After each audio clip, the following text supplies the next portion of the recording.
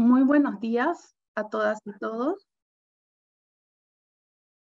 Quisiera darles la bienvenida a este webinar sobre la presentación de nuestro informe Justicia amordazada, la captura del sistema de justicia en El Salvador. Mi nombre es Úrsula Indacochea, soy directora del programa de independencia judicial en DPLF y quisiera empezar este webinar explicándoles por qué decidimos hacer este informe. Como sabemos, desde inicios del 2019, el sistema de justicia de El Salvador ha sido víctima de diversos ataques. Sin embargo, nos interesaba mucho documentar la lógica de estos hechos y mostrar a través de este informe que los hechos que se han producido desde ese entonces no han sido hechos aislados, sino que se encuentran más bien unidos por una lógica que explica incluso el orden en el que se han producido y que determina la profundidad de sus impactos. Entonces, como vamos a ver en este webinar más adelante, estos hechos no han sido... No han ocurrido de una manera casual, sino más bien en opinión de nuestro informe de forma deliberada. Y también queremos visibilizar a través de este informe un hecho muy importante y que a veces pasa desapercibido, que es que los ataques al sistema de justicia salvadoreño no comenzaron el 1 de mayo del 2021 como muchos podrían pensar, sino que es una estrategia que comenzó mucho antes con una construcción de las condiciones necesarias para que estos ataques se produzcan y para justificar su ocurrencia. Entonces, esa es una segunda razón. En tercer lugar, nos importa mucho documentar los impactos de esta crisis en el sistema judicial, tanto respecto de la obligación del Estado salvadoreño de promover y proteger la independencia judicial, como respecto del principio de separación de poderes, que como sabemos es uno de los componentes esenciales del régimen democrático, ¿no? Y también el impacto que esto ha tenido sobre la garantía de la protección de los derechos y libertades de los ciudadanos. Entonces, para presentar este informe hemos organizado este evento en el que tendremos una ponencia inaugural, introductoria, a cargo del comisionado Joel Hernández García. Él es relator de la Comisión Interamericana de Derechos Humanos sobre personas defensoras de derechos humanos y operadores de justicia, es decir, la relatoría que sigue la situación de la independencia judicial en los países de la región. Y luego presentaré yo brevemente los contenidos del informe y finalmente pasaremos a un panel de comentaristas donde tendremos las opiniones y las aproximaciones y las valoraciones de este informe por un grupo de invitados muy destacados que luego les presentaré. Entonces, a continuación y para seguir con este programa, voy a darle la palabra y darle la bienvenida a el comisionado Joel Hernández García. Bienvenido, muchas comisionado, gracias. y muchas gracias. No, al contrario, muchas gracias a la doctora Úrsula Indacochea por esta amable invitación. Muy buenos días tengan todos ustedes. Quiero empezar por reconocer la labor que realiza la Fundación Debido Proceso en esta ocasión al haber sistematizado y registrado importantes eventos recientes que están afectando la independencia judicial en El Salvador. A través del trabajo que viene realizando Due Process of Law Foundation, se relevan factores de preocupación que están sucediendo en torno a la independencia judicial en el país. Hay también en el documento, ya lo explicará con mayor detalle Úrsula, distintas recomendaciones que van dirigidas a los actores concernidos, entre los cuales también hay recomendaciones para la propia CIDH, a la que pertenezco y donde, como ya dijo Úrsula, soy relator para personas defensoras de derechos humanos y operadores de justicia. Y ahí el gran interés que tiene la comisión, en mi caso, yo como relator, en estar presente en esta ocasión. Bien, ya en reiteradas ocasiones, la comisión ha destacado el rol fundamental que desempeñan las y los operadores de justicia para preservar el Estado de Derecho. La función que desempeñan posibilita que toda denuncia pueda tomar su correcto cauce a través de los mecanismos jurisdiccionales dispuestos por cada estado y en casos de violaciones a derechos humanos sea posible investigar, castigar efectivamente a los responsables y las víctimas recibir una reparación, garantizando a la vez el debido proceso a toda persona que pueda ser sometida al ejercicio del poder punitivo del Estado. Es evidente que las y los operadores de justicia cumplen un rol esencial para que el debido proceso y el acceso a la justicia puedan darse sin ninguna dificultad. A través de las funciones que desempeñan, es la manera como se puede asegurar una debida aplicación de la ley y la protección judicial de los derechos humanos. Esto solo puede ocurrir a través de un poder judicial independiente. La Comisión ha señalado que la independencia de todo órgano que realice funciones jurisdiccionales es un presupuesto indispensable para el cumplimiento de las normas del debido proceso, tanto de derechos humanos como también en su afectación al ejercicio para el acceso a la justicia. No obstante, la Comisión ha observado que en varios países de la región se han presentado desafíos que impiden que las y los operadores de justicia puedan conducir sus actividades bajo las premisas necesarias para garantizar la protección judicial de los derechos humanos, toda vez que ponen en riesgo su actuar independiente tanto en una dimensión institucional como individual. La Comisión ha observado que estos desafíos van desde riesgos a la vida e integridad personal en los cargos, procesos de criminalización y en ocasiones también desafíos institucionales que afectan a los poderes judiciales, como la falta de recursos adecuados que les permita llevar sus funciones de manera efectiva. En el caso de El Salvador, la Comisión ha prestado especial importancia a la situación de la independencia judicial, particularmente a partir de los acontecimientos ocurridos el 1 de mayo de 2021, cuando se destituyeron personas magistradas de la Sala Constitucional de la Suprema Corte de Justicia, así como al fiscal general de la República. La Comisión Interamericana condenó esta decisión de la Asamblea Legislativa, indicando que no se observó el debido proceso ni las causas específicas constitucionales, lo que pone en riesgo el Estado de Derecho. En esa oportunidad, la Comisión recordó que el principio de la inamovilidad de jueces en sus cargos es fundamental para garantizar la independencia judicial. La Comisión señaló que la separación anticipada del cargo de una persona magistrada debe de obedecer exclusivamente a causales previamente establecidas en un proceso que respete el debido proceso y las garantías judiciales, y que cualquier decisión sea debidamente fundada y motivada. La Comisión llamó al Estado salvadoreño a asegurar la permanencia de las personas magistradas y del fiscal general de la República en sus cargos por el tiempo previamente definido para sus mandatos. E instó también al Estado a adoptar procedimientos de separación en estricta observancia al principio de legalidad y a las garantías procesales. A su vez, en agosto, la Comisión conoció sobre la aprobación de los decretos números 144 y 145 que establecen reformas a la Ley de la Carrera Judicial y a la Ley Orgánica de la Fiscalía General de la República y señaló los desafíos que representan estas reformas.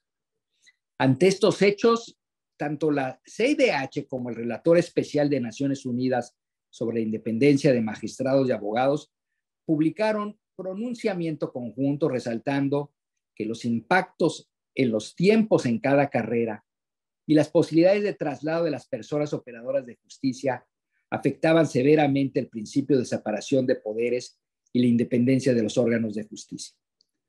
Ambos organismos alertaron que las modificaciones legislativas realizadas de manera expedita y sin espacio de consulta con los órganos directamente afectados podrían afectar tanto en la administración de justicia y el derecho a la protección judicial de las personas, como también en los derechos y garantías de las mismas personas operadoras de justicia.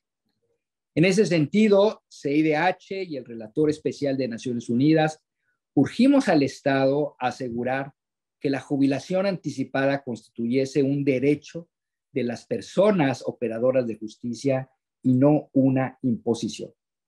Ello en respeto a las garantías de estabilidad y permanencia en el cargo, con la cual deben contar como aspecto fundamental a su independencia y derecho de acceso a la justicia. La Comisión ha sostenido conversaciones con diferentes actores, entre los cuales incluyo al Estado, a juezas y jueces, fiscales afectados. Sumado a ello, hemos celebrado diferentes audiencias públicas durante nuestros periodos de sesiones en las que se ha tenido oportunidad de recibir información tanto del Estado como de la sociedad civil sobre la situación actual de los derechos humanos en El Salvador, incluyendo las afectaciones al Poder Judicial. Lamentablemente, el Estado se abstuvo de participar en la audiencia convocada en nuestro pasado periodo de sesiones, el 184, en una audiencia que llevaba por título La situación de derechos humanos y el Estado de Derecho en El Salvador. Para la Comisión es de gran importancia poder contar con la participación de los estados en los diálogos que convocamos para un mejor conocimiento de la situación de un país y para, de esta manera, entablar puentes con la sociedad civil y así de manera conjunta avanzar en la superación de los retos de derechos humanos. Para la Comisión resulta de suma importancia el mantenimiento de la independencia judicial en la región y desde luego en El Salvador. Por ello, investigaciones y documentos como el que hoy nos presenta Due Process of Law Foundation resultan de suma importancia para poder conocer mejor los actuales desafíos. Nos vamos a permitir este documento analizar e identificar posibles estrategias que nos permitan promover la labor de las personas operadoras de justicia en El Salvador. Agradezco mucho su atención. Muchas gracias, comisionado Hernández, por su presentación introductoria. Quiero recordar además que hoy se cumplen 6 años desde la declaración de inconstitucionalidad de la ley de amnistía en El Salvador, por lo cual es un día también especialmente importante y que esta fecha nos recuerda la importancia de tener una sala de lo constitucional independiente que sea capaz de proteger el derecho a la justicia de las víctimas, ¿no? Voy a pasar ahora a compartirles la pantalla para poder presentarles los hallazgos y principales conclusiones de nuestro informe.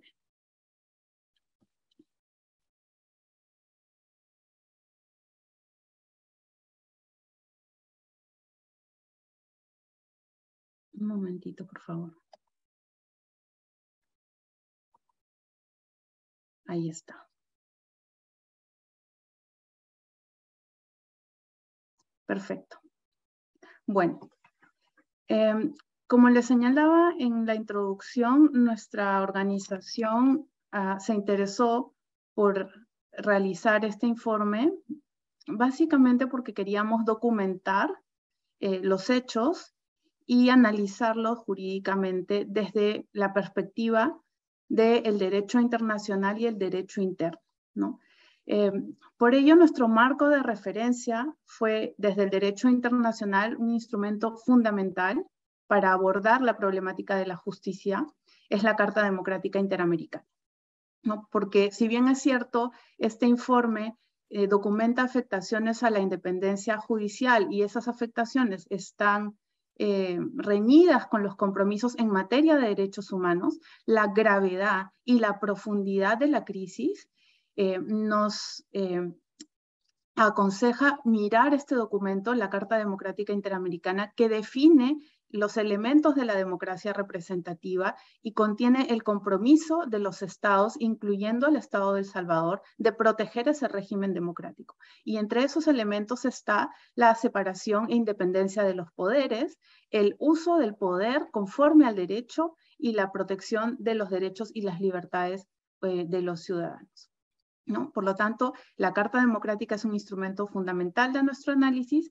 y también lo son los instrumentos internacionales de derechos humanos que protegen el principio de independencia judicial, como la Convención Americana sobre Derechos Humanos, el Pacto Internacional de Derechos Civiles y Políticos, también otros instrumentos internacionales que protegen derechos como los derechos de las personas adultas mayores, que no está mencionado aquí, pero lo quiero mencionar, así como sentencias de la Corte Interamericana y documentos que interpretan estos tratados de forma vinculante para el Estado salvadoreño. Y desde el derecho interno analizamos estos hechos desde la Constitución de El Salvador de 1983 y la jurisprudencia de la Sala Constitucional que la ha interpretado a lo largo de los años.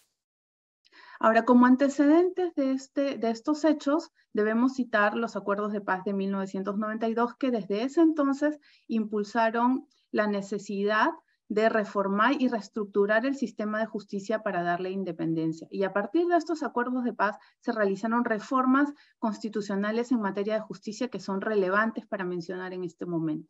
La primera, y creo la más relevante, es que se modificó el sistema de elección de magistrados de la Corte Suprema de Justicia para darle una profesionalidad, ¿no? y lograr la designación de personas idóneas. El proceso es un proceso complejo que requiere la participación de diversos órganos y aunque es perfectible, establece una evaluación de méritos para escoger a las mejores personas para que integren la Corte Suprema. También se amplió el mandato de los magistrados supremos de 5 a 9 años, se estableció que la Corte Suprema de Justicia, precisamente para evitar su captura política, debía renovarse por tercios, es decir, el Congreso, la Asamblea Legislativa, que es la encargada de nombrar a los magistrados de la Corte Suprema, no podía nombrar más de un tercio de la composición de la Corte, precisamente para evitar que sea capturada por una mayoría política coyuntural, entre otras reformas que buscaban darle independencia y estabilidad al sistema de justicia. Luego el informe de la Comisión de la Verdad de El Salvador también documentó que el sistema de justicia salvadoreño permitió las graves violaciones a los derechos humanos durante el conflicto armado gracias a su ineficiencia, su ineficacia, que generó la impunidad de estos hechos. Entonces, estos antecedentes son los que sirven de marco para nuestro análisis. Y los hallazgos que encontramos y que nos permitieron conectar estos hechos están presentados en la diapositiva que ustedes ven ahí, ¿no? Tenemos una tres etapas sucesivas y yo diría que una en curso que les voy a comentar. La primera etapa es la que hemos llamado preparación de la crisis, que consiste en la ejecución de una narrativa desde el discurso oficial, desde el discurso especialmente del Poder Ejecutivo, hostil hacia la justicia y a quienes las integran, y especialmente contra la Sala de lo Constitucional. Este tipo de narrativas ha sido identificada en el último informe anual de la Relatoría Especial para la Libertad de Expresión de la CIDH como un rasgo del deterioro del debate público, ¿no?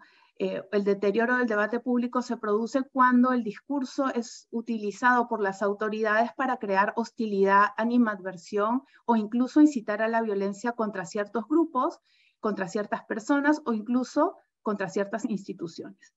Entonces nosotros hemos identificado que desde el inicio del 2019 se produce un discurso de confrontación con la Sala de lo Constitucional por parte del Ejecutivo, que públicamente anuncia que no va a cumplir sus sentencias, discrepa de las sentencias emitidas en el marco del COVID-19 para proteger los derechos de los ciudadanos, e incluso responsabiliza a los magistrados de la Sala de lo Constitucional por las muertes y digamos, las consecuencias sanitarias de la pandemia, ¿no? Existe, digamos, incluso el anuncio de que se va a denunciar a la Sala de lo Constitucional ante la Comisión Interamericana de Derechos Humanos para responsabilizarlos por la violación del derecho a la vida y a la integridad, que el comisionado Hernández aquí en su momento contestó públicamente señalando que pues no se puede demandar, el Estado no puede demandar a un órgano estatal ante la CIDH. Entonces, esta narrativa prepara el camino para justificar las posteriores reformas y para crear un clima de animadversión y destruir la confianza, que en la mayoría de los estados es poca, ¿no? Pero destruirla aún más respecto del sistema de justicia. Luego vendrá la captura de las cúpulas, el siguiente paso, que es el que se produce y se consume el 1 de mayo del 2021, a través de la remoción y sustitución arbitraria de la Sala de lo Constitucional en pleno y del fiscal general, y el nombramiento de personas que los reemplacen. Estos dos hechos han sido analizados desde, como señalaba, el derecho internacional y el derecho constitucional salvadoreño, determinándose su inconstitucionalidad. ¿Por qué? Bueno, entre otras razones, porque se hace una remoción sin seguir un debido proceso con todas las garantías, porque según la Constitución solo se puede remover a magistrados supremos por causas graves previamente establecidas en la ley, y en el caso de El Salvador esa ley aún no existe y no ha sido aprobada, y no les aplica a los magistrados supremos el régimen general de responsabilidades que aplica a otros funcionarios de la carrera judicial, porque la remoción se hace por el contenido de sus decisiones, específicamente por las decisiones adoptadas controlando actos vinculados a la respuesta estatal frente a la pandemia, y en el caso del nombramiento de los sustitutos, porque se hace sin un proceso previo. La Constitución salvadoreña establece cuál es ese procedimiento. Es un procedimiento en el que intervienen varios órganos, entre ellos el Consejo Nacional de la Judicatura, cuyas competencias se desconocen al designar directamente a sus reemplazos. Debo mencionar también aquí un hecho importante, que es el uso de la fuerza para tomar las instalaciones de la Corte Suprema de Justicia. Es un hecho que puede, digamos, pasar desapercibido, pero que en opinión de nuestro informe equivale a la toma, digamos, o la introducción de las fuerzas militares a la Asamblea Legislativa, que también fue un hecho muy relevante. Pues la toma de las instalaciones de la Corte Suprema por parte de la fuerza pública es también una violación, un ataque a su independencia. Luego de estos nombramientos, el 1 de mayo, la captura de las cúpulas continúa con un nombramiento de magistraturas en junio del 2021.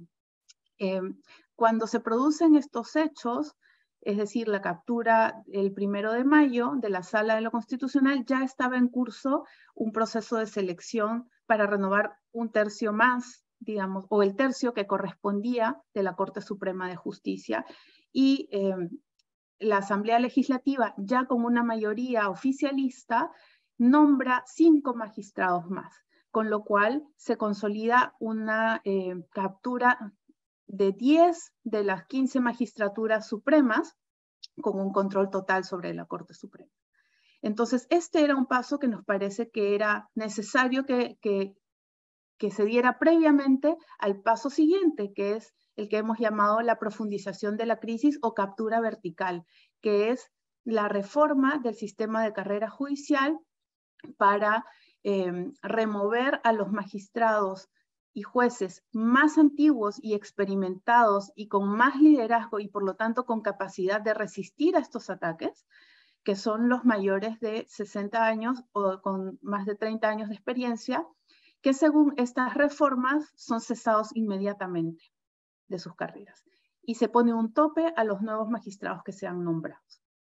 Otros elementos de esta reforma es que se fortalece la capacidad de la Corte Suprema de Justicia para realizar traslados de jueces de un lugar a otro, y se reestructura el sistema de clases y categorías para ampliarles la base territorial, de forma tal que sea más fácil mover a un magistrado o a un juez de un lugar del territorio a otro muy alejado, ¿no? Otro rasgo de esta reforma en la ley de carrera judicial es la creación de un régimen de disponibilidad, que consiste en un régimen paralelo para ejercer la judicatura en el que sus integrantes carecen de las garantías de estabilidad en el cargo que son inherentes a la condición de juez de acuerdo con los estándares internacionales. Entonces, se establece que las personas mayores de 60 años o que tienen más de 30 años de servicio en la judicatura deben cesar en sus cargos a menos que ellas mismas soliciten voluntariamente acogerse a este régimen de disponibilidad en el que voluntariamente se les obliga a renunciar a todas sus garantías de estabilidad. Entonces, quienes integran este régimen de disponibilidad están sujetos a un cese en cualquier momento dispuesto por la Corte Suprema de Justicia. Y por lo tanto, esto explica por qué la captura de la Corte Suprema de Justicia era un paso previo y necesario a la captura vertical. Les mencioné también un paso cuarto que está en desarrollo, que sería la reforma constitucional. Esta reforma constitucional que está impulsada por el Poder Ejecutivo contiene algunos elementos preocupantes en su anteproyecto. Mencionaré simplemente por este momento la prohibición absoluta de asociacionismo judicial, ¿no? El anteproyecto prohíbe a los jueces asociarse. Y como sabemos, esto es un derecho de los jueces también reconocido en tratados internacionales de derechos humanos. Entonces, con estas reformas podría consolidarse una situación irreversible o muy difícil de revertir para la justicia en El Salvador. ¿Cuáles son los impactos en cuanto a la ejecución de las reformas? Bueno, quienes fueron afectados directamente por las reformas fueron 1/3 de los jueces y juezas del país. Y cuando hablo de una afectación directa, me refiero a las personas que caían dentro del supuesto de tener más de 60 años o 30 años de edad o 30 años de antigüedad, ¿no? 1/3 de los jueces salvadoreños, que son un poco más de 700 en total, por lo tanto un poco más de 200, sería el tercio, fueron afectados directamente. Y frente a esto, el Pleno de la Corte Suprema utilizó una estrategia que a nuestro entender fue deliberada, y que es una estrategia transversal a toda la captura del sistema de justicia, que es el uso de la voluntad de los propios afectados, ¿no? Pongo estos ejemplos y estos hitos para graficar esta estrategia. Cuando se destituye a los magistrados de la Sala de lo Constitucional el 1 de mayo del 2021, a los pocos días surgen renuncias voluntarias de estos magistrados a través de cartas públicas con la misma redacción en todas ellas, ¿no? Que, bueno, aunque no podemos tener la certeza de que estas denuncias hayan sido fabricadas, digamos, desde otros poderes públicos, existe, digamos, una coincidencia en la redacción de estas cartas y, por lo tanto, la voluntad de renunciar públicamente evitaría reclamos posteriores. En segundo lugar, cuando se hacen las reformas al sistema de carrera, y antes de que entren en vigencia estas reformas, el Pleno de la Corte Suprema acuerda, sin tener ninguna base legal para ello, un sistema de incentivos económicos para quienes renuncian voluntariamente, ¿no? Este tercio afectado estaba invitado a renunciar voluntariamente a cambio de 24 salarios mensuales. Una buena parte de los magistrados afectados acepta estas bonificaciones económicas, con lo cual se dificulta que luego reclamen el haber sido removidos arbitrariamente. Y otro grupo voluntariamente debe aceptar estar en el régimen de disponibilidad, con lo cual nuevamente vemos la voluntad como un elemento presente en esta estrategia. Finalmente, durante la audiencia ante la Comisión Interamericana de Derechos Humanos, en marzo de este año, el Estado señala que los impactos de la reforma solamente alcanzó a 5 personas, que fueron las que fueron afectadas y perdieron sus cargos, entre ellas el magistrado Sidney Blanco, que aquí nos acompaña, y según el Estado, esta afectación se produjo por su propia voluntad, porque ellos no quisieron voluntariamente acogerse a el régimen de disponibilidad. Entonces, en opinión del Estado, el impacto real fue mínimo, ¿no? Más allá de estas afectaciones directas, la afectación indirecta se extendió a todo el órgano judicial. La creación de un clima de caos y desconfianza al interior del órgano judicial fue patente, ¿no? Además del hecho de que muchas de las vacantes que se generaron por las renuncias fueron cubiertas por otros operadores de justicia. Se realizaron estos nombramientos irregulares, y señalamos irregulares porque no se siguió el procedimiento establecido en la Constitución, y se empezó a utilizar el traslado como una estrategia de premios y castigos. Es decir, los magistrados y jueces que emiten decisiones que son incómodas o contrarias a los intereses de otros poderes del Estado son trasladados a otras localidades distintas de las que vienen ejerciendo su función. Hemos documentado también 4 respuestas frente a la crisis, el mandamiento judicial de la Sala de lo Constitucional, que fue emitida por los magistrados de la sala removida, declarando de oficio la inconstitucionalidad de su remoción. Luego, la Cámara de Familia de San Miguel dictó una medida cautelar suspendiendo la aplicación de las reformas a la ley de carrera, medida cautelar que fue incumplida por el Pleno de la Corte Suprema. Otro grupo de magistrados inició un litigio estratégico ante el Sistema Interamericano de Derechos Humanos para reclamar las violaciones a la independencia judicial, y finalmente otro grupo decidió protestar públicamente en las calles a través de su derecho a la protesta. Hay que mencionar que este grupo también ha ido reduciéndose con el tiempo. Es importante en nuestro informe destacar el rol de las asociaciones judiciales, porque si bien existen 6 de ellas en El Salvador, ninguna ha tenido una respuesta categórica frente a la crisis, y más bien los apoyos han venido de otras asociaciones regionales como la Federación Centroamericana de Juezas y Jueces por la Democracia, o incluso de la Asociación Internacional de Jueces.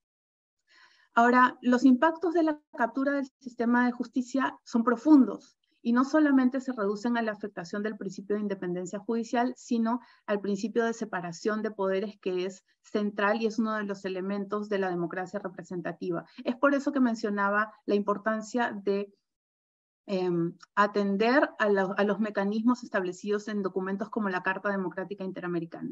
Pero finalmente esto redunda en el derecho de las personas, los salvadoreños y salvadoreñas, a tener un recurso efectivo frente a las violaciones a sus derechos humanos, y este derecho ha sido afectado porque la crisis en la justicia ha creado una justicia condicionada, es decir, una situación en la que la protección de los derechos y libertades depende de la no afectación de otros intereses, intereses afines al gobierno, a los poderes políticos o a sus círculos de influencia.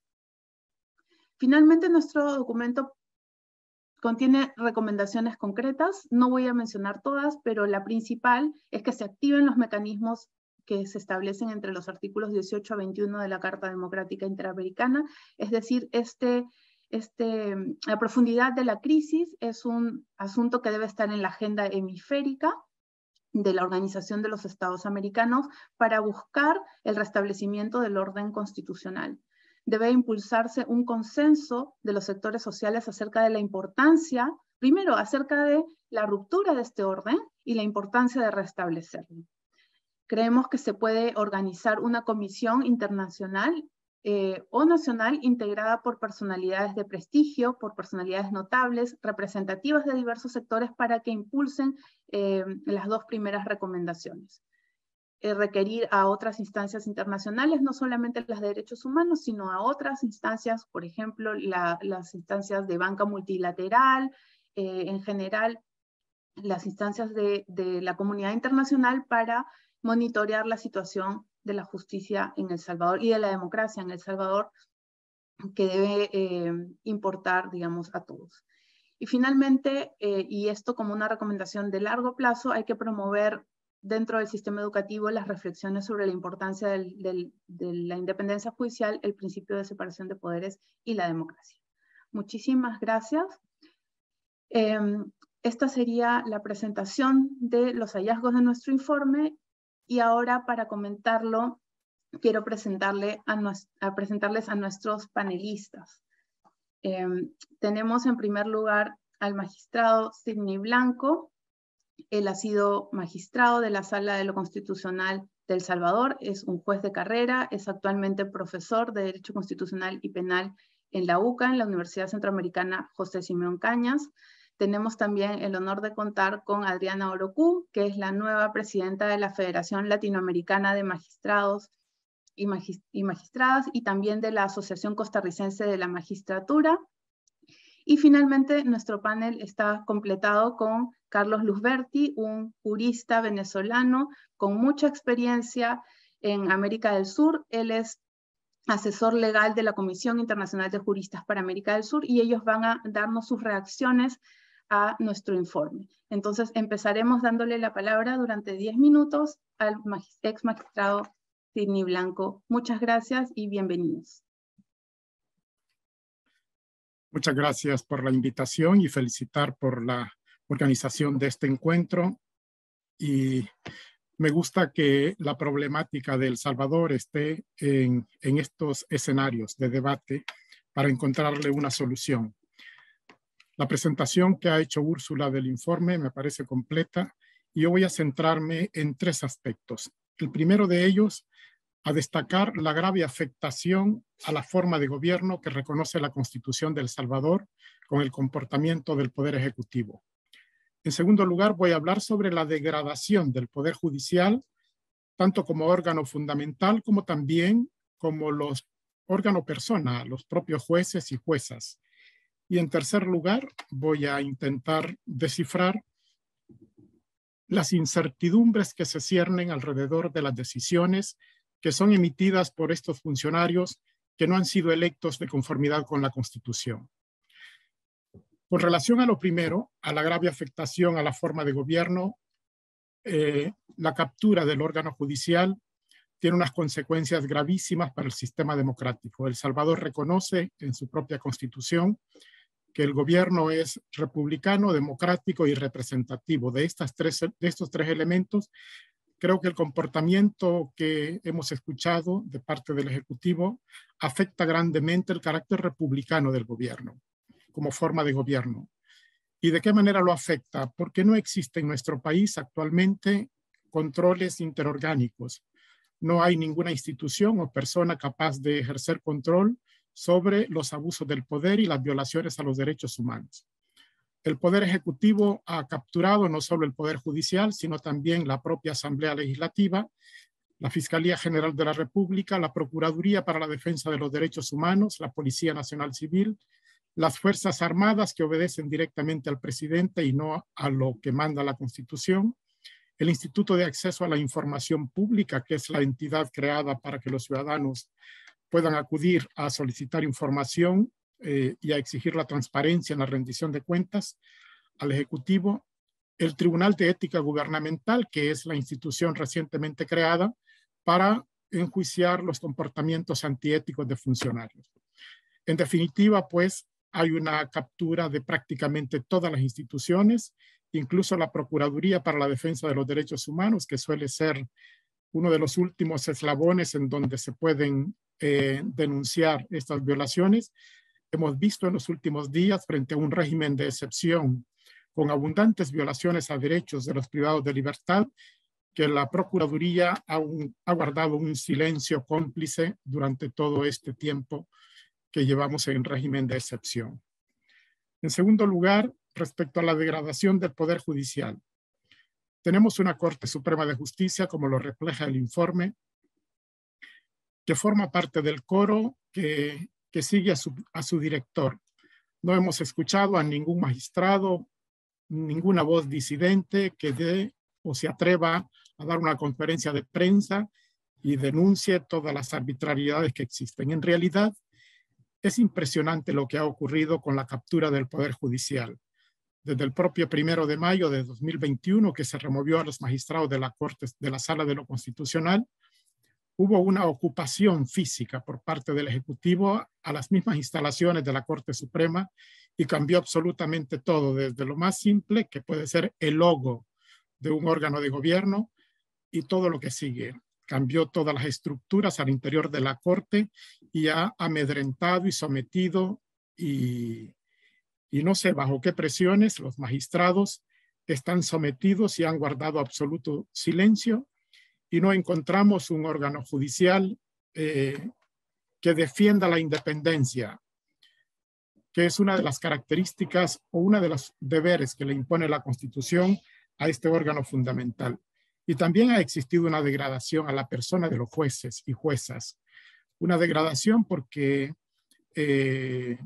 se han visto muchos jueces, tanto los que están dentro todavía de la judicatura como los que salimos en virtud de la ley, nos hemos sometido a humillaciones, a menosprecio a la dignidad y a la calidad de funcionarios judiciales a través de distintas tentaciones, como las ha descrito Úrsula, por ejemplo, ofreciendo bonos superiores a los establecidos en la ley, por ejemplo, ofreciendo cargos y eligiendo funcionarios sin seguir los procedimientos establecidos por la Constitución, favoreciendo a amigos y parientes de magistrados de la Corte Suprema de Justicia, llegando a cargos importantes de la judicatura a través de los nombramientos sin procesos previos de selección. Todo esto constituye una serie de arbitrariedades por parte de la Corte Suprema de Justicia. Y obviamente en este reparto de cargos de la judicatura se han visto favorecidos muchas personas que no aparecen en listas como establece la Constitución. La Constitución establece, por ejemplo, que para elegir un juez debe de existir un proceso previo en el Consejo Nacional de la Judicatura y que este candidato debe aparecer en una terna. Pues ahora la Corte Suprema elige jueces y juezas directamente sin pasar por el proceso contemplado en la Constitución. Y esto me permite hablar del siguiente y último tema, y es sobre la validez jurídica que pueden tener las decisiones emanadas de funcionarios o de personas que han llegado a los cargos sin haber sido electas conforme a la Constitución. Estamos en presencia de, como lo describe el informe, de unos funcionarios que no hacen otra cosa más que usurpar las funciones públicas. Hace muchos años la Sala de lo Constitucional determinó en su jurisprudencia que para llegar a ostentar cargos de este nivel es necesario que se siga y se respete los procedimientos contemplados en la Constitución.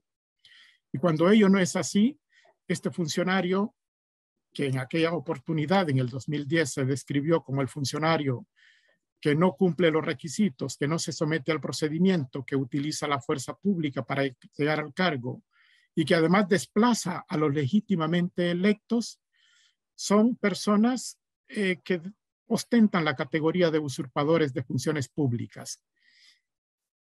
Uno de los aspectos que tendremos que dilucidar a mediano plazo, cuando esto vuelva, esperamos que pronto, a la normalidad, es la validez jurídica que pueden tener las sentencias emanadas de una sala de lo constitucional que para su elección no se siguió el proceso contemplado en la Constitución. La Constitución y la jurisprudencia constitucional ha desarrollado cuidadosamente todos los procedimientos de elección de funcionarios de este nivel. Y no es para menos. La Corte Suprema de Justicia, y en especial la Sala de lo Constitucional, es la máxima intérprete de la Constitución, es la encargada de tutelar de manera más intensa los derechos fundamentales de las personas y de controlar los abusos del poder. Para ello se requiere que se haya seguido un largo proceso, un proceso que naturalmente dura aproximadamente un año. Esta Asamblea Legislativa los eligió en 15 minutos, que no se sabe de dónde aparecieron y de un momento a otro amanecieron sentados en la silla de los magistrados de la Sala de lo Constitucional. Estas decisiones, pues, nos han metido en un gravísimo problema porque desconocemos cuál va a ser su validez jurídica. Muchas gracias y aquí concluyo los comentarios. Muchas gracias, Sidney Blanco. Ahora vamos a darle la palabra a la magistrada Adriana Orocu. Bienvenida, Adriana. Muchas gracias por acompañarnos. Muchas gracias, Úrsula, por la invitación en este importante evento. Un saludo especial a las personas que acompañan el panel y también a quienes están siguiéndolo por las redes. Bueno, para no repetir algunos planteamientos, tanto de los hallazgos como de lo que acaba de indicar don Sidney, voy a concentrarme en un par de situaciones específicas que se derivan del informe, pero que también llaman la atención y ponen la alerta roja más aún en las situaciones que se está viviendo en El Salvador. Primero, porque es un tema estructural. Uno, que es un tema estructural y común a América Latina, que es el primer hallazgo que determinaste, Úrsula, en la primera filmina, cuando se indicó que hay una narrativa hostil permanente en contra de la estructura del Poder Judicial y específicamente de los administradores de justicia para deslegitimar el sistema. Esta narrativa hostil lamentablemente ha sido una receta que se ha copiado en todos los países porque funciona, lamentablemente con una condición populista bastante severa y que arrastra no solo la deslegitimación del Poder Judicial, sino el empoderamiento de las condiciones estructurales para delimitar el Poder Judicial a través de las decisiones legislativas, como bien lo apuntó Úrsula en las conclusiones del informe, y que, repito, lamentablemente no es una situación que sea endémica de El Salvador, sino que es una situación que, si nosotros analizamos cada uno de los países de América Latina en más o menos condición, es el estilo común, y lo vemos en las reformas a las leyes de carrera judicial, que en este momento hay varios países que están en fila en los poderes legislativos. Entonces es preocupante ver que estos riesgos que hay en toda esa estructura de deslegitimación se han materializado en varios países y vemos los efectos. Entonces hay que poner atención en El Salvador, en este momento, lo que está pasando, para visualizar en todos los demás países los riesgos a la independencia judicial que suceden y en contra de la ciudadanía de cada uno de los países, si no paramos de alguna forma esta oleada de desestructuración que está pasando en contra de los poderes judiciales. Repito, este hallazgo que es tan importante para El Salvador, debemos tenerlo en cuenta para el resto de todas las estructuras que se están montando en los otros poderes judiciales de América Latina. Y esto ha sido preocupante a nosotros desde la Federación Latinoamericana, no solo ahora, sino desde el año pasado, desde la Centroamericana. Como asociaciones regionales o latinoamericanas hemos apuntado a lo que está pasando en El Salvador, pero lamentablemente lo hemos apuntado, lo hemos indicado, hemos propuesto alguna solución, pero no, este movimiento de legitimador es tan envolvente que no hay ninguna solución, por lo menos a corto o mediano plazo, que se visualice, inclusive ni siquiera con la visualización de estos indicadores de DPLF o de otros, como recientemente la semana anterior también otra organización emitió un diagnóstico para El Salvador con hallazgos parecidos a los que indicó Úrsula, y el tema es que nada pasa. La preocupación más fuerte es que nada pasa, que cuál puede ser una estrategia mucho más fuerte desde los órganos legítimamente democráticos y de las organizaciones que realmente ponen el dedo en la llaga sobre el tema de justicia, para que algo que realmente pueda cambiar esta esta ola absolutamente destructora de la democracia pueda detenerse. Ese es uno de los grandes temas. Están los hallazgos. Sabemos que los riesgos se materializaron. Sabemos que existen esas estructuras, pero ¿cuál es la eficacia en esta denuncia? ¿Cuál es la eficacia del sistema interamericano? Que nosotros bien lo tenemos visualizado. El sistema interamericano es muy importante, pero a veces muy lento y a veces no llega en el momento que lo necesitamos. Las medidas de protección no llegan adecuadamente en el tiempo que se necesitan para los jueces y las juezas de El Salvador o de Guatemala o de cualquier otro lugar. Entonces hay que modificar también el sistema de respuesta de los órganos democráticos para que efectivamente se pueda agilizar y se pueda al menos limitar un poco el tema desestructurador en los países. Y esto empieza también por la comunicación y la asertividad con que nosotros como órganos que defendemos la justicia independiente podamos comunicar a la ciudadanía, porque esto empieza desde el tema arrasador del discurso político hacia la ciudadanía, que legitima todos estos cambios,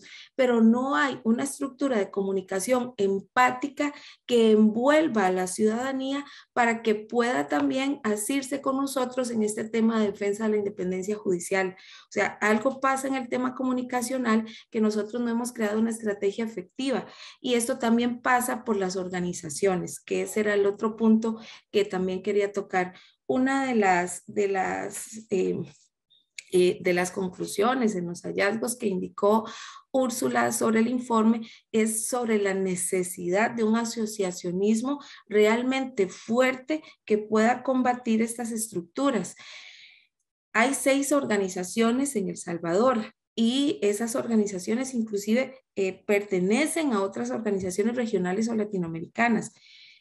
Si en este momento esta fuerza que amordaza, porque precisamente ese es el tema de hoy, esta fuerza que amordaza la voz de los jueces nacionales, tienen que estar amparadas por organizaciones con estructuras muy fuertes que puedan ser la réplica de la voz de esos jueces nacionales que en este momento no están siendo suficientemente oídos, porque hay una condición absolutamente humana de conservación de su propia integridad, como lo dijo bien don Sidney, de su propia condición de dignidad, porque en este momento esta estructura arrasadora está convirtiendo a los jueces y juezas independientes que eventualmente puedan tener una voz cantante en esto, los está convirtiendo en jueces casi suicidas, y podemos indicar el caso del juez Antonio Durán. El juez Antonio Durán, ayer que estaba revisando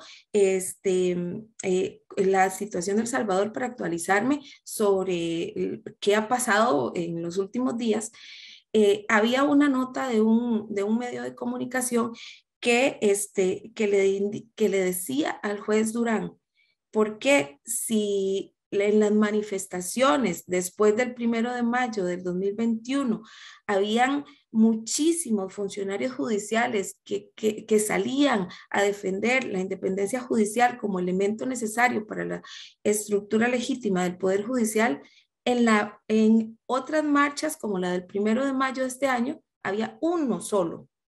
Eso obviamente que tiene muchas explicaciones, pero la que es la explicación que se viene por lógica es la explicación del peligro, del miedo de los operadores de justicia hacia internos, hacia el salto de la denuncia, y no solo de la denuncia, sino de la promoción de mejores condiciones para el país. Entonces, aquí hay, por eso quería solamente concentrarme en estas dos cosas.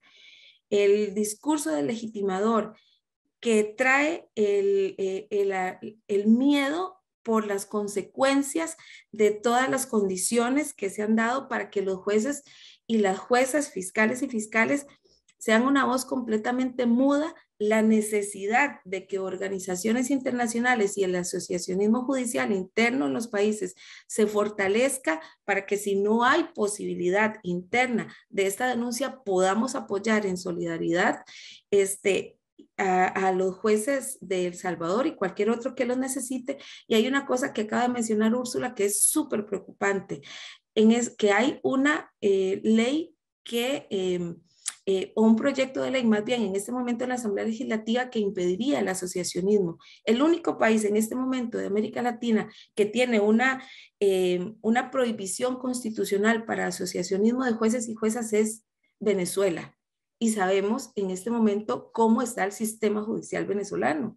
Entonces, si queremos que se desestructure más aún a un nivel totalmente más deplorable el sistema judicial de El Salvador, por favor, hagamos lo posible porque ese proyecto de ley no sea aprobado en la Asamblea Legislativa y podamos tener la voz de los jueces que puedan denunciar cualquier ataque contra la independencia judicial. Muchas gracias, Adriana, por tu mirada desde la posición, digamos, que ocupas en la FLAM. Es muy importante. Lo que mencionas del discurso y la narrativa hostil es fundamental. Yo creo que es algo quizás que no se explora, que no se ha explorado. Nos alegra mucho que la Relatoría para la Libertad de Expresión lo está haciendo. Y creo que además efectivamente se está replicando en otros países, ¿no? Lo acabamos de ver también en Costa Rica, el presidente, digamos, criticando el excesivo presupuesto, por ejemplo, del Poder Judicial es una de las formas. Y justamente para poder mirar otras experiencias es que nuestro panel tiene, digamos, el lujo de tener a Carlos Luzberti aquí, porque él ha visto esta historia ocurrir ya antes en otros países, y América del Sur nos muestra muchas lecciones aprendidas de la experiencia comparada, de proyectos políticos, digamos, que han necesitado de la justicia, de cooptar la justicia para poder concretarse. Entonces quisiéramos también, Carlos, que nos dieras tus reacciones al informe. Bienvenido y muchísimas gracias por acompañarnos. Hola, gracias. Bueno, en primer lugar agradecer a la Fundación para el Debido Proceso la invitación y saludar cordialmente a quienes me acompañan en el panel, el comisionado Joel Hernández, Sidney Blanco y la doctora Adriana Oracú, y por supuesto a Úrsula como moderadora y parte del equipo de PLF. Efectivamente, nosotros hemos podido leer el informe que hace, como mencionaba el comisionado Hernández, un resumen muy importante de los distintos pasos que ocurrieron antes, durante y han seguido ocurriendo, y como quienes me han precedido en el uso de la palabra han documentado, han ocurrido después en función de la afectación de las garantías de independencia judicial. Y aquí encontramos, como mencionó Úrsula, una serie de paralelismos con proyectos autoritarios que han ocurrido en diversas partes del continente, pero también situaciones que ocurren en otros países del globo. Solo para mencionar recientemente, en Túnez, por ejemplo, el presidente Kais Saied promulgó un decreto donde se atribuía la función de destituir sumariamente a jueces y magistrados, y en este proceso pues se destituyeron 57 jueces sin fórmula de debido proceso, así como fiscales, como una medida para proteger los intereses del país. Y para mirar un poco lo que ha ocurrido en América Latina, pues bueno, recientemente los cuestionamientos sobre el proceso de designación de una alta autoridad como la Fiscalía en Guatemala, o más recientemente en el caso de las experiencias autoritarias en Venezuela, en Ecuador, en Bolivia, y por supuesto la que parecería ser el inicio de este modelo de democracias que llegan por la vía electoral al poder y que avanzan luego para desmontar, utilizando los mismos mecanismos de la democracia, el poder judicial judicial como mecanismo de control, es decir, estos mecanismos de avance hacia un Estado de Derecho que incluyen el control judicial, pero que luego lo desvirtúan a través de otros mecanismos, comenzando, por ejemplo, por el caso de Perú en los años 90 con Alberto Fujimori. En esto hay que reconocer que la Comisión Interamericana y el sistema interamericano han jugado un papel clave, y creo que por eso los llamados que ha hecho el informe a que los mecanismos internacionales intervengan y mantengan monitoreo sobre esto, documentando esto, han sido claves para sus pronunciamientos, llevar casos a la Corte Interamericana que han documentado cómo procesos de destitución de magistrados han sido arbitrarios. En este sentido, lo que podemos ver básicamente es cómo este modelo constitucional que está establecido en la Constitución de El Salvador es desvirtuado a partir de un presidente que llega democráticamente electo en lo que son estos modelos de especies de hiperliderazgos personalistas que suelen apelar a expedientes populistas, donde se comienzan a afectar las dimensiones de la democracia a partir de los atributos del Estado de Derecho y especialmente la independencia judicial, por cuanto estos líderes que tienden al autoritarismo encuentran a verse constreñidos por lo que es natural, lógico y deseable de todo Estado de Derecho, que es la actividad ciudadana y las garantías que protejan esa actividad ciudadana frente al despliegue, frente a los poderes y al uso excesivo y abusivo de los poderes. Por ello les resultan tan incómodos los poderes judiciales independientes, y por ello, pues, como mencionaba el magistrado Cindy Blanco, pues, cómo los jueces son víctimas de esto y cómo las decisiones están siendo afectadas. Entonces, en este contexto, la necesidad de la limitación del poder es clave en un Estado de Derecho, en una democracia que respete los derechos humanos, y en esa lógica yo creo que uno de los valores fundamentales es esta escalera o estos pasos que describe el informe y que muy pertinentemente nos acaba de presentar Úrsula, porque nos permiten identificar cómo esto ha ocurrido en otros contextos. Cito Venezuela, que fue mencionado por Adriana, porque efectivamente la crisis venezolana, uno de los elementos de donde comienza a configurarse es precisamente a partir de esos mismos pasos, ese entorno hostil que comienza a generarse, esa confrontación inicial a partir de fallos, a partir de críticas, que añaden a esta mezcla de personalismo autoritario con polarización política, donde estos hiperliderazgos fortalecidos ahora además por los temas de redes sociales y conexiones directas. El presidente Bukele es prácticamente una estrella de las redes sociales, y en esa misma lógica, con ese desparpajo, pues utiliza las redes sociales para insultar, para incluso hacerse llamar sin el mayor pudor dictador millennial o dictador del siglo XXI.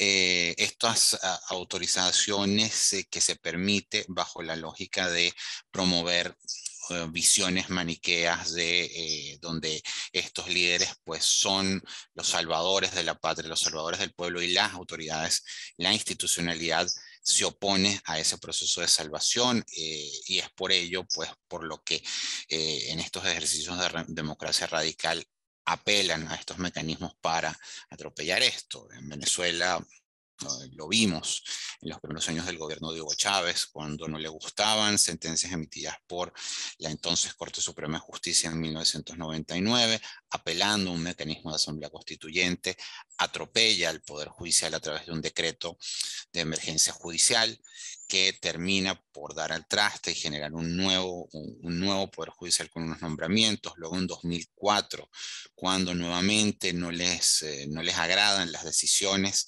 se establece con su mayoría parlamentaria un proceso de reforma de la ley y de destitución arbitraria de jueces.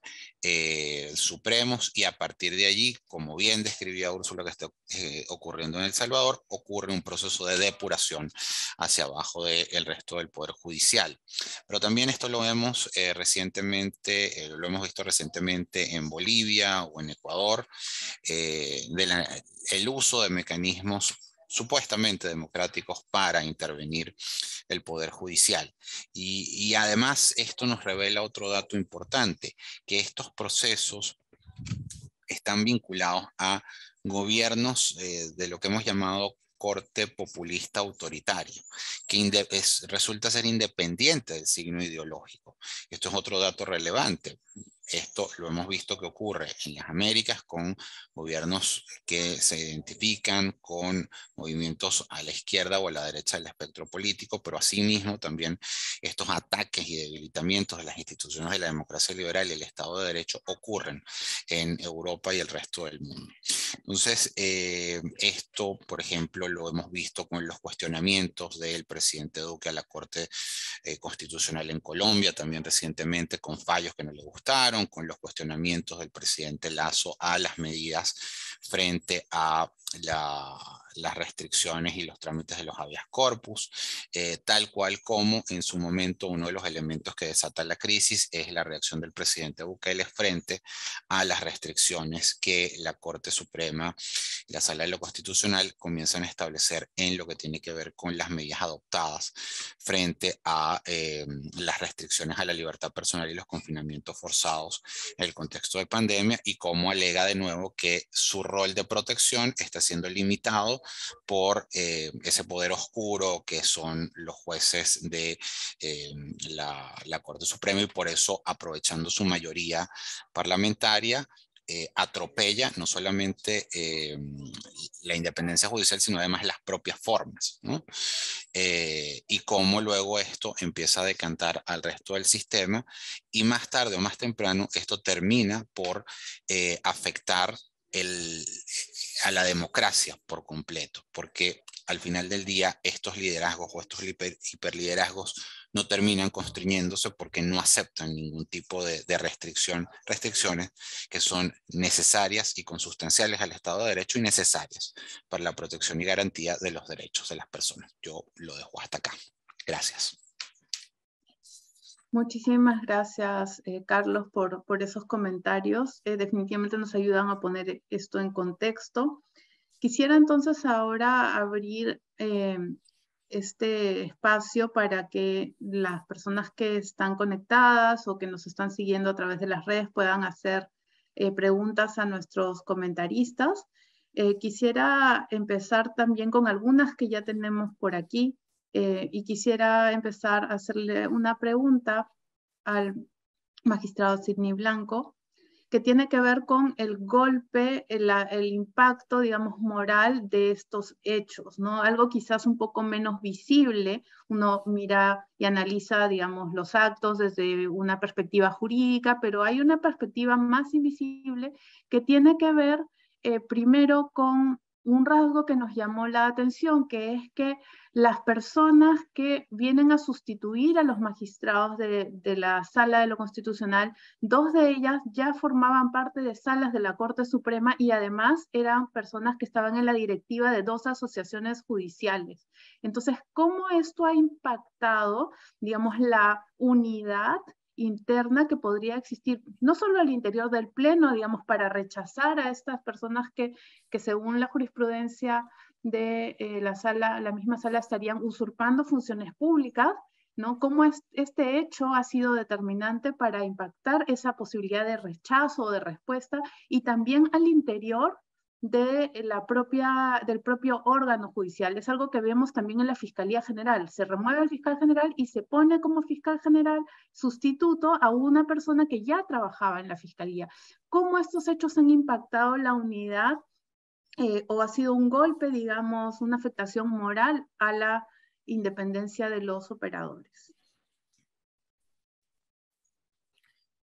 Yo creo que el libreto seguido por el presidente ha neutralizado todo intento de asociacionismo en defensa de la independencia. y se ha producido dentro de la judicatura una especie de sálvese quien pueda y cada quien haga lo que quiera. Y obviamente hay de por medio una característica común y es el miedo. El miedo a muchas cosas, el miedo a ser restringido en sus derechos, derecho de libertad, por ejemplo, el miedo a tener que salir del país y abandonar todo, el miedo a ser involucrado en un proceso penal, el miedo a perder el trabajo, que esto es otro tema que yo siempre me he preguntado, hasta qué punto los jueces pueden sacrificar su esencia en defensa de este valor y de este principio que es la independencia judicial. Obviamente el presidente y todo el aparato político se ha aprovechado de estos escenarios para poder imponerse. Es cierto que las asociaciones en El Salvador nunca fueron graníticas ni fueron lo suficientemente fuertes como para hacer frente a lo que hoy está pasando. A mí no me extraña el comportamiento de magistrados dentro de la Corte Suprema de Justicia. Incluso algunos de ellos han ocupado cargos de presidente de asociaciones que, por cierto, en sus estatutos aparece como uno de los objetivos trascendentales la defensa de la independencia judicial.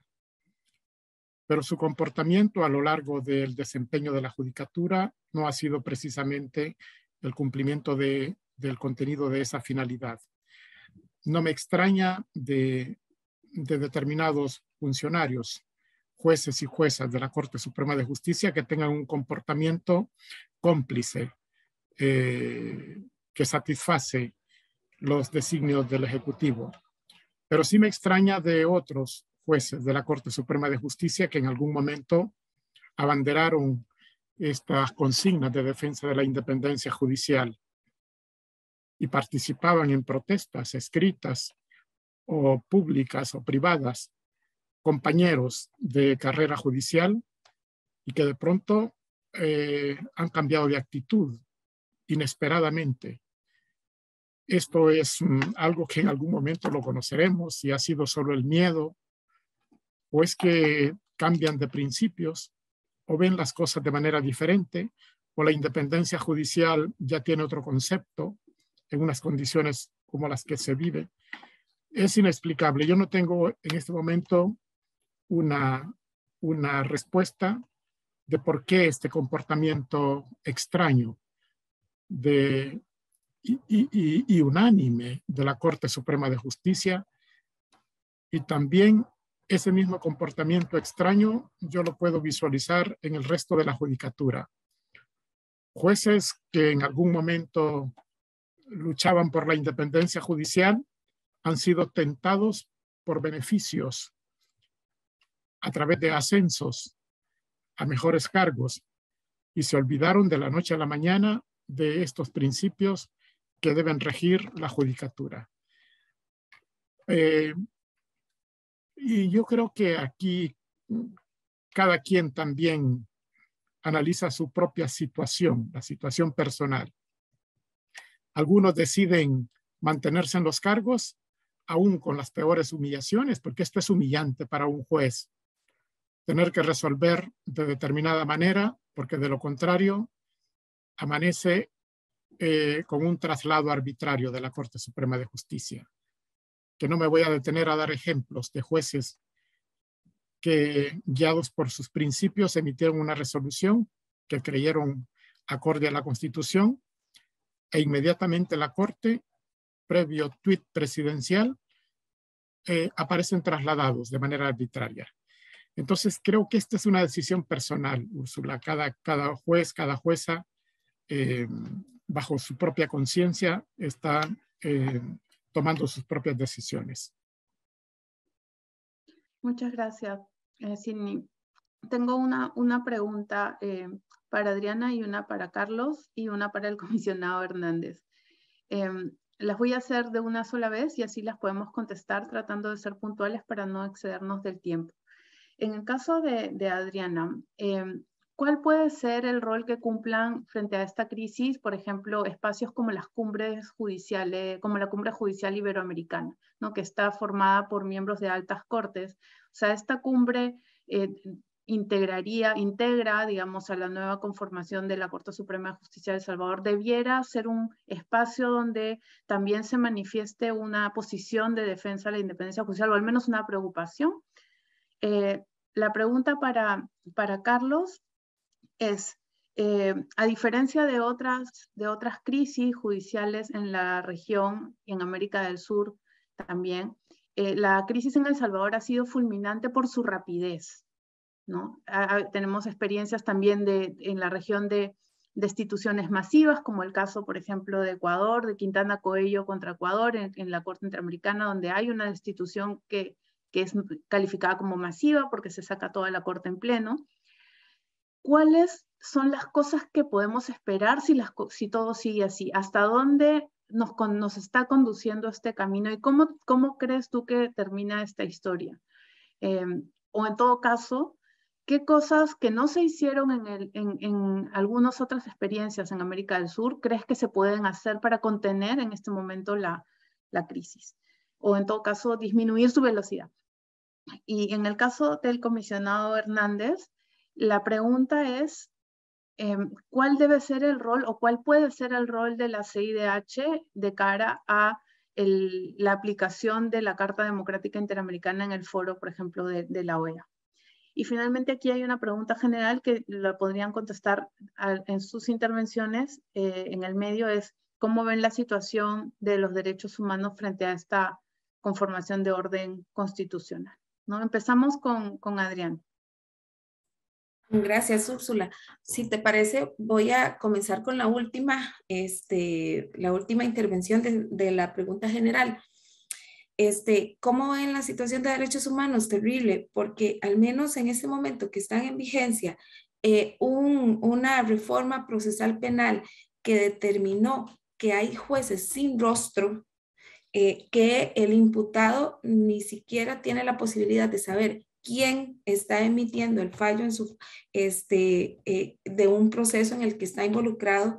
No hay identidad física del juez, no hay posibilidad de recusación si existiese, como debe existir en todo órgano democrático y en la estructura procesal para mantener independencia e imparcialidad, que si se conoce un juez y si se tiene alguna situación que eventualmente puede tener una influencia negativa en un fallo razonablemente independiente, poder desde el mismo proceso hacer esa corrección. En este momento no hay forma, porque esta situación de jueces sin rostro, de jueces que ni siquiera los nombres se conocen, y además son jueces a término, es como un juez ad hoc en el proceso. No hay nada más violatorio para derechos humanos que precisamente esto, una justicia momentánea, una justicia puesta para un caso específico que desvirtúa el principio de juez natural y que hace que la justicia realmente no produzca condiciones de independencia que puedan garantizar derechos humanos. Entonces, esto es muy preocupante. Y la primera pregunta que fue específica, efectivamente, tenemos que tener roles muchísimo más proactivos y propositivos en estos espacios que deben ser democráticos. La cumbre, que fue lo que mencionó la persona que preguntó, es una cumbre que efectivamente es de presidentes de los poderes judiciales, con algunos órganos técnicos que los acompañan y que tienen varias comisiones, pero debería estar la judicatura, no la presidencia, porque sabemos los problemas eventuales de la representatividad de los órganos con respecto al resto de la judicatura. De los órganos me refiero de magistraturas.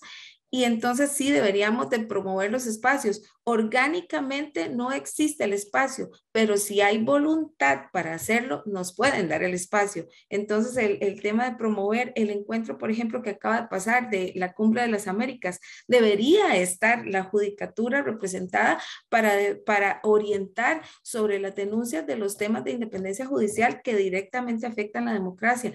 Entonces, una de las ideas de nosotros y de las propuestas propuestas estratégicas de estos órganos legitimados de jueces y juezas a nivel internacional es precisamente ir procurando estos espacios democráticos que abran zonas de consulta, de representación y de acción a la judicatura con propuestas que mejoren la condición de independencia judicial. Muchas gracias, Adriana. Carlos. Gracias, Úrsula. Bueno, voy a hacer exactamente lo mismo que Adriana. Voy a comenzar por la última pregunta. Yo creo que está bastante claro. El ejemplo que ella ha puesto ha sido muy claro, pero además el comentario del magistrado Sidney respecto a la situación de temor que ocurre. Es decir, en la medida en que estas circunstancias van avanzando, hay claramente un debilitamiento de los derechos humanos que termina por configurar violaciones a los derechos humanos, desde el punto de vista de violaciones al debido proceso, desde el punto de vista de violaciones a la integridad personal de los jueces y de funcionarios que son amenazados, amedrentados, que son víctimas de actos de persecución y acoso.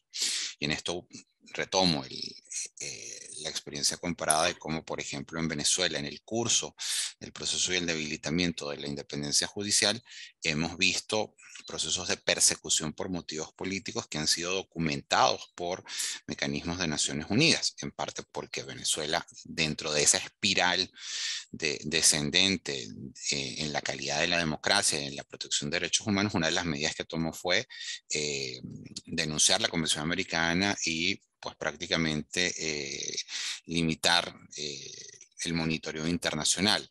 Y una de las cosas que ha documentado la misión internacional independiente que estableció el Consejo de Derechos Humanos sobre Venezuela en 2019 es cómo precisamente los jueces supremos presionan a los jueces de instancia para que tomen determinadas decisiones. Jueces de instancia que ya de por sí carecen de independencia porque han sido designados de forma poco transparente, sin seguir el procedimiento, sin estabilidad. Entonces, el resultado de esto es una crisis en marcha que tiende a empeorar. Yo creo que esa sería la conclusión. Y para contestar la primera parte de la pregunta, que sí fue más directa y que tiene que ver con qué se puede hacer desde el punto de vista de esto para bajarle la velocidad o para que se haga diferente, yo creo que una de las recomendaciones del informe es clave. La recomendación que se refiere a promover las reflexiones sobre la independencia judicial. Estos fenómenos de estos hiperliderazgos populistas se construyen sobre la base de la ausencia o la pérdida de credibilidad en las instituciones. Entonces es clave reconstruir eso desde el punto de vista de cultura cívica, cultura ciudadana, porque es frente a eso a lo que realmente estos liderazgos ceden o frenan sus aspiraciones. Si sienten que efectivamente estas medidas no gozan del fervor popular, hasta tanto un presidente pueda criticar una decisión de un tribunal supremo o de un tribunal de cualquier índole y sea aplaudido y vitoreado por la población en un ejercicio de atropello de la independencia judicial, seguirán haciendo. Entonces creo que esto es clave como un remedio y como un freno fundamental. De resto, las medidas son las que han ocurrido. Yo creo que probablemente la diferencia, ustedes han dado en el clavo, es la velocidad en la que esto está ocurriendo y que también la comunidad internacional ya está mucho más sensibilizada. Cuando esto ocurrió inicialmente en Venezuela en el año 99, 2000, 2004, la experiencia peruana estaba muy reciente. Además, en el caso de Perú venía el antecedente de la disolución arbitraria del Congreso y una ruptura de Fujimori con el sistema interamericano. Venezuela todavía en ese momento coqueteaba con los mecanismos de control y logró vender esto en un contexto donde ese abuso de las formas democráticas todavía podía ser aceptado. Pero creo que hoy en día ya hay una convicción generalizada de que no se pueden utilizar los mecanismos de la democracia para atropellar la democracia misma y en especial para atropellar la independencia judicial. Muchas gracias, Carlos. Una última pregunta, digamos, para los tres. Se las planteo de forma abierta. porque tenemos, digamos, 1 minuto por persona para responderla. La relación de la judicatura con la sociedad civil, ¿qué importancia tiene para contener los impactos de esta crisis? Yo sé que los jueces no suelen, digamos, relacionarse con la sociedad civil de una manera muy fluida. En algunos países sí, por ejemplo en Guatemala la judicatura y la sociedad civil ha tenido una relación bastante abierta, precisamente por el tema de CICIG y la lucha contra la corrupción, pero en otros países no, entonces hay una barrera. ¿Qué tan necesario es abrir esos canales o un poco empujar la puerta para abrir esa comunicación entre los jueces y los ciudadanos, ¿no? Empezamos con 1 minuto, empezando por Sidney, Adriana y Carlos. Bueno, recientemente tuvimos un evento en el que se preguntó si había conexión entre la sociedad civil y los jueces. Y en realidad la respuesta fue contundente de que la sociedad civil pasa desconectada de lo que hacen los jueces y que no les interesa el tema de independencia judicial, porque es un tema que está muy poco difundido y yo creo que es urgente un acercamiento, una difusión de la importancia de la independencia judicial. Yo creo que esa es una tarea pendiente que no sé si le corresponde a la propia judicatura, pero es importante acercarnos a los ciudadanos y convencerles de que la justicia y los derechos humanos solo pueden estar garantizados con jueces independientes. No hay otra manera. Gracias, Adriana. Gracias, Úrsula. Yo creo que este tema es fundamental.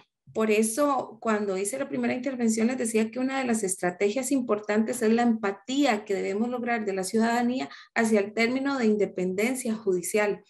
Lo malo, entre comillas, es que este término se ha vaciado de contenido por organizaciones o por estructuras que se creen democráticas y llenan de un contenido inequívoco este término, cuando precisamente quieren legitimar los actos defendiendo independencia judicial. Entonces, lo que tenemos es que buscar las estrategias comunicativas eficientes para apropiarnos del término real de independencia judicial, pero que es un elemento de derecho humano que beneficia a la ciudadanía y es un instrumento para trabajo independiente del juez, pero que es un derecho humano de la ciudadanía. Eso es ese clic para que se entienda cuál es la importancia que yo como Adriana Orocu, ciudadana de Costa Rica, necesito tener un juez independiente si voy a estar al frente de un juez que me juzgue.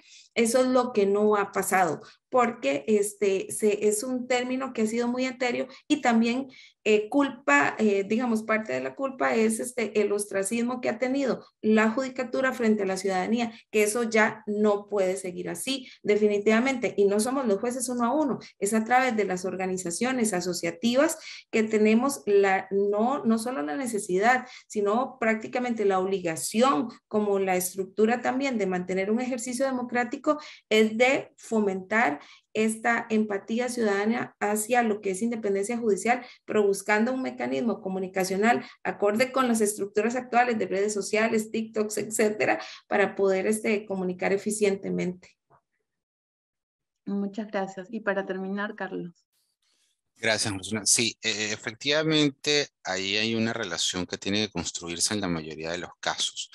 El Poder Judicial suele ser vinculado como el menos democrático por su falta de conexión directa, como ocurre a diferencia de lo que ocurre con el Poder Ejecutivo o el Poder Legislativo. No obstante, en un sistema democrático es clave que exista rendición de cuentas e independencia de poderes y en particular del Poder Judicial.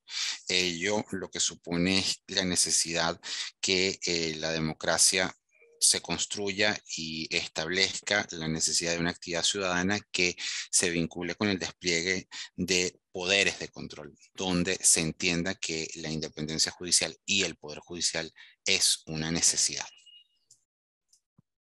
Muchas gracias, Carlos. Hay una última pregunta aquí para el ex magistrado Sidney Blanco, que está formulada por Susana Peñate. Bueno, son 2 preguntas en realidad, muy cortitas. Al haberse instalado jueces sin seguir el procedimiento, ¿cree que sus resoluciones o decisiones responden a un interés u orden de carácter político antes que legal? ¿Y qué opina que a 6 años de la declaratoria de inconstitucionalidad de la ley de amnistía no se tenga una ley de justicia y reparación que cumpla con la sentencia? ¿No? Si puedes responder esas preguntas muy cortito, Sidney. Bueno, creo que respecto a las resoluciones, en su oportunidad se podrán ir analizando caso a caso qué resoluciones podrían estar influenciadas por criterios ajenos a la Constitución. No puedo yo dar una opinión de que todas las resoluciones que emiten los jueces son arbitrarias. Por otro lado, respecto a lo de la ley de amnistía, ciertamente, ahora que lo recordabas, hoy se cumplen 6 años de haberse dictado la sentencia que declaró inconstitucional la ley de amnistía. Cuando firmamos esa sentencia, los jueces de la Sala de lo Constitucional estábamos convencidos que esta era la única manera para transitar hacia una verdadera justicia. Y por eso se le encomendó a la Asamblea Legislativa tomar en cuenta los estándares internacionales de la justicia transicional y trabajar en la elaboración de una ley que regulara y se pusiera a trabajar en ese tema que todavía está inconcluso. La verdad es que los actores políticos no han tenido interés en avanzar en este tema. Algunos pudieron haber dado algunas declaraciones hipócritas que en el fondo no estaban de acuerdo con la aprobación de una ley de justicia transicional. Si recuerdan, un año después de haberse dictado las sentencias, recuerdo se convocó a los órganos de gobierno, a los presidentes, y nadie mostró un verdadero interés por poner en marcha una ley en los términos que se dictaba en la sentencia. Yo no veo a corto plazo que aparezca alguien con interés, por lo menos en el gobierno actual, de impulsar una ley de esta naturaleza.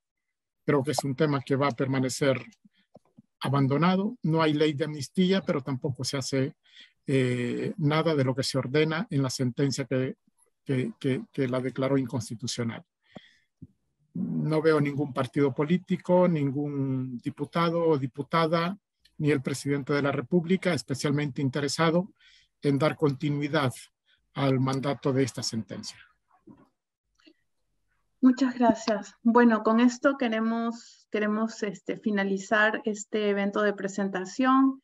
Queremos agradecer a las personas que se han conectado y quiero extender un agradecimiento muy especial a todas las personas que han colaborado con la elaboración de este informe, ¿no? Sin sus aportes, sin sus miradas, sin sus experiencias, hubiese sido imposible documentar esto. Los invito a leer el informe.